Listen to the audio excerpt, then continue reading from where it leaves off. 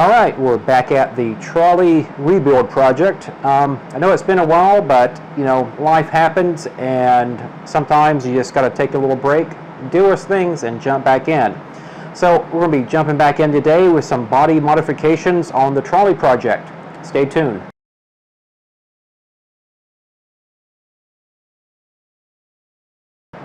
Hey, I'm Jamie, and this is the trolley rebuild project I've been working on, and this is a mid-70s, I think, AMH trolley that I'm currently rebuilding, and we'll drop in a DCC decoder in it eventually.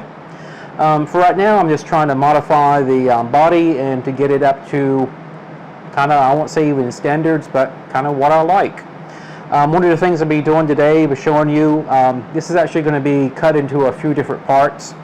I'm trying to cut down the length of these videos, which has been kind of a challenge for me because I kind of like to show everything that I'm doing. But we patched up the body, did everything, tore it down, cleaned everything out, and we separated the basically two body components here. As you can see, this is one of the shell that the body kind of sits on. Well, the original one, which actually I picked up one off eBay for really cheap, like $5 the other day. If you see on the original design, it has a little coupler on the back of it.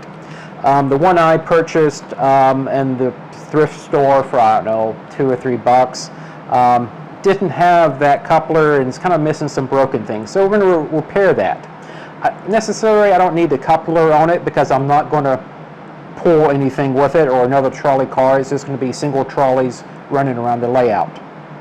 So one of the first things you notice on this model, if you put the body piece back in, how it sits with the side frames, you have, like in this particular one, it's actually broken off here. If you can kind of see here, maybe you can see in the camera that the little tab's broken off and that little coupler is no longer there.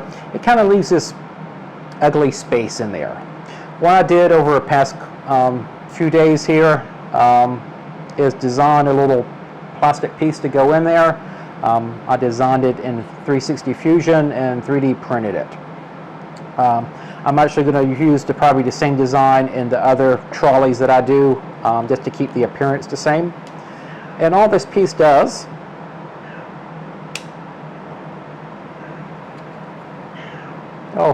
you can hear my poor kitty cat. She's so hungry. She's got a bowl full of food, but yet she wants more treats. That's the cat life. So let's see if I can pick it up here. As you can see, this is the 3D printed piece. It's pretty simple, and what it does is just really kind of drop in to the model as such. And what I'm going to do is, after I get the piece in and glue it in, there's a couple more pieces that's going to go in here too. I want to kind of sand this down and prep this for painting. But for now, I'm just going to get my handy dandy super glue. Oh, hold on. She's, you know, it's crazy. Come, oh my God. Oh my God. Oh my God. There's the queen. She rules the roost. Yes. She wants to see what's going on. See, got the train. Yes. Camera shy now, aren't you? Yeah, not really. All right. So this is Beebs. She's one of the overlords of the house, the queen, king, all supreme being. She keeps the other two cats in line. So that is Beebs, and she's come to say hello. And now you can go, yeah, go play. Go play. So now that I'm covered in cat fur, we can get back to what I was doing, and I was gluing this little plastic piece in, and I'm just going to do a drop of CA. All right, more than a drop. See, I didn't listen to my own advice here. I should have used this to put it in there, but oh well. We're going to have to send this anyway. So now I'm just going to take the piece, plop it in.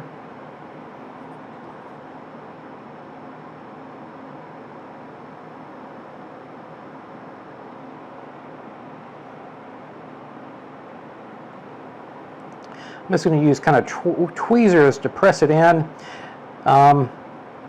Tweezers, if you see my other videos, I use a lot of tweezers, especially with glue, so you don't glue yourself to the model. If you have trouble, I've had trouble for that for years. A friend of mine said, "Oh, you should use tweezers to do that." And I'm like, "Yeah, whatever."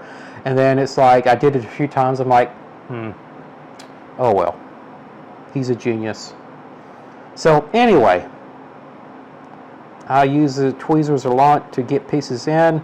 My hands are not as grippable, is that a word, grippable, as they used to be. Picking things up. As you get older, you'll find that. So we have the piece in, and I'm just going to let the glue set up. I think we should be all right with it. Yeah. I was going to show you putting the piece back in. I'm going to let it dry. All right, we're back, and the piece had time to dry in. I feel confident that the shell's not going to stick to it when I put it back together. But I was going to show you what it looks like.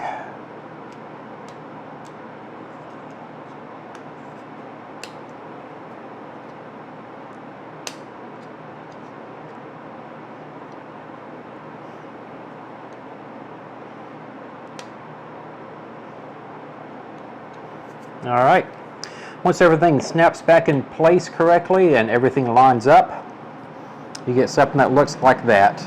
And to me, that looks a little bit better than having a big, well, it's not really big gaping gap there, but it's a gap enough to really kind of annoy me. So when I get ready to paint the side frames, of course I'm going to primer this and paint it the same color as the side frames. So there's a filler. It works pretty well. It's going to serve its purpose, and majority of the people out there is never going to notice. The next part, and if you haven't already, subscribe to my video. I'm sorry this one seems kind of rushed, but you know, it's a lot of stuff going on right now. So the next part of the video, I'm actually going to fix. I printed another part that we're going to attach up front here. That's the cowcatcher, people catcher, whatever you want to call it. That kind of keeps people from falling under the train, the trolley. Apparently that was a problem back in the day, even without cell phones. I'm sure you've seen people walking down the street on their cell phones, not paying attention. Apparently, even back in the day, that was a problem back in the 1910s and 20s. Maybe people were distracted by this newspaper. I don't know. But there was actually devices on the front of their trolleys that will catch people to prevent people from falling under the trolley. I learned that from the Southern California Railroad Museum, which if you haven't been there, highly recommend it. Go check it out. You can learn more about trolleys than you ever wanted to know in a day. Actually, less than a day. They got other trains too. It's a cool place. But as you see, the piece is in. We're just going to let that set up. Next time, actually, like I said, 3D printed the front piece. We're going to drop that in, and then we're going to finish up with the replacement side piece here. This is going to take a little bit more time to get it in, but we're going to do that. And after that, primer and paint the side frame. So again, please subscribe to the channel, and I appreciate everybody that watches, and I hope everybody has a great day. And you know what, I'll try to get to more of these videos again. Again, it's just been a lot going on. Life happens. But hey, we always got the model railroad. All right, I appreciate everybody, and have a great day. Bye.